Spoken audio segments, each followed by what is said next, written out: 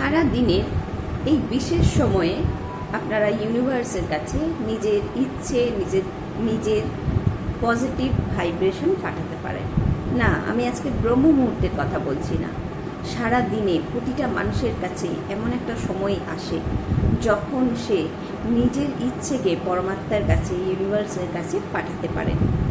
নমস্কার সকল বন্ধুদের, আমি পিঙ্কি চৌধুরী। আমার চ্যানেলে আপনাদের সকলকে স্বাগত জানাই। প্রত্যেক মানুষই কোনো না কোনোভাবে সারাদিনে অন্তত একবার হলেও পরমেশ্বরের আরাধনা করতে বসেন। মনের সব ইচ্ছে পূরণ হবে, এইভাবে ইউনিভার্সের কাছে বিশেষ সময়ে বিশেষভাবে প্রার্থনা করুন। ইউনিভার্স আপনার সেই ইচ্ছের প্রার্থনার উত্তর অবশ্যই দেবে, আর সেটা আপনারা অবশ্যই নিজের জীবনে ধীরে ধীরে লক্ষ্য করতে পারবেন, দেখতে পাবেন। সাধারণত মানুষ নিজের সম্প্রদায় অনুযায়ী পরমেশ্বরের আরাধনা করে থাকেন। সারাদিনে কখনো না কখনো মানুষ একটা সময় হলেও সে ঈশ্বরের আরাধনা করে, পরমেশ্বরের আরাধনা করে।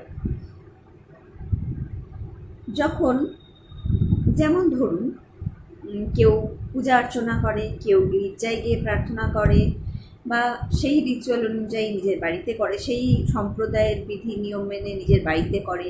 কেউ নামাজ পড়ে, কেউ গুরুদুয়ারার নিয়ম অনুযায়ী নিজের বাড়িতে পরমাত্মার আরাধনা করেন। তো প্রত্যেক সম্প্রদায়ের মানুষই কোনো না কোনোভাবে সারা দিনে অন্তত একবার হলেও পরমেশ্বরকে মনে করছেন।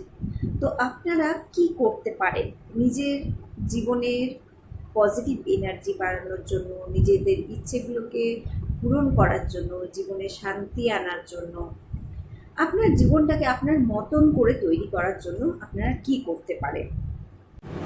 প্রত্যেকেই যখন নিজের রীতি অনুযায়ী পরমেশ্বরের আরাধনা করা হয়ে যাচ্ছে, তখন কি করতে হবে? সেই স্থানে বসে, যেখানে আমি বসে বসে পরমেশ্বরকে ডাকছি, ইউনিভার্সের কাছে নিজের প্রার্থনা পাঠাচ্ছি আর কি, তখন কি করতে হবে?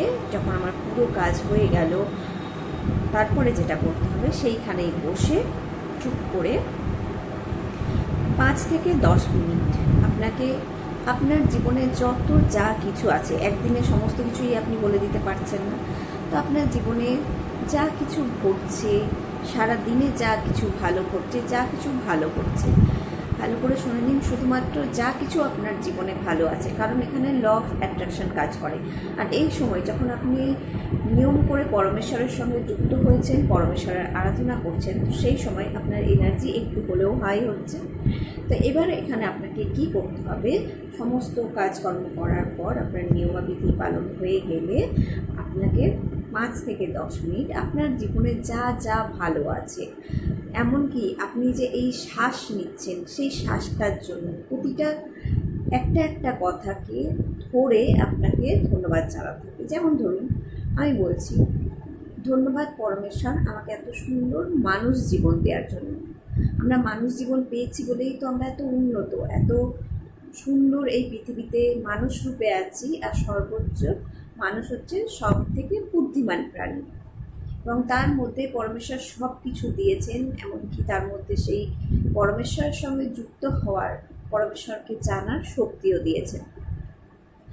তো এইভাবে প্রতিটা জিনিসের জন্য, এমনকি আপনি যে জল পান করছেন সেই জলটার জন্য, আপনার কাছে ঘরে যা আছে, আপনার মাথার উপরে যে ছাদ আছে তার জন্য, আপনি যে বাসস্থানে জীবনযাপন করছেন তার জন্য, আপনি যে সারাদিনে খাওয়া দাওয়া করছেন তার জন্য, আপনার কাছে যে অর্থ আছে তার জন্য মন থেকে কৃতজ্ঞতা জ্ঞাপন করুন। এইভাবে অন্তত কমপক্ষে 21টা জিনিসের জন্য আপনারা প্রতিদিন, যখন সারাদিনে যে সময়টা আপনি ঈশ্বরের আরাধনা করছেন, আপনার আরাধনা হয়ে যাওয়ার পর সেই সময় থেকেই বসে, সেই একটা জায়গাতে বসেই আপনি ঈশ্বরের কাছে কৃতজ্ঞতার চিত্তে সমস্ত কিছুর জন্য কৃতজ্ঞতা জ্ঞাপন করুন। এমনকি নিজের থাকার জন্য এই পৃথিবীতে প্রতিদিন কত মানুষ আসছে, আবার কত মানুষ চলে যাচ্ছে।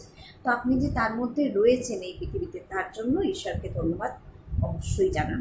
তো এইভাবে প্রতিটা দিন, যখনই সারাদিনে যে সময়টা আপনার জন্য আপনি বেছে নিয়েছেন, সেই সময়টা আপনার জন্য সর্বোচ্চ ভালো সময় ঈশ্বরের কাছে আপনার পজিটিভ ভাইব্রেশনগুলো, ইচ্ছেগুলো পাঠিয়ে দেওয়া। তো যখন আপনি আপনার ইচ্ছেটাকে, আপনার ভালো লাগাটাকে ঈশ্বরের কাছে পাঠাচ্ছেন, ঈশ্বর দেখছে যে আমার সন্তান আমি যা দিয়েছি তাতে সন্তুষ্ট আছে, খুশি হচ্ছে এবং তার জন্য সে আমার কাছে কৃতজ্ঞ, তখন সেই জিনিস আপনার কাছে আরও অনেক বেশিভাবে আসবে।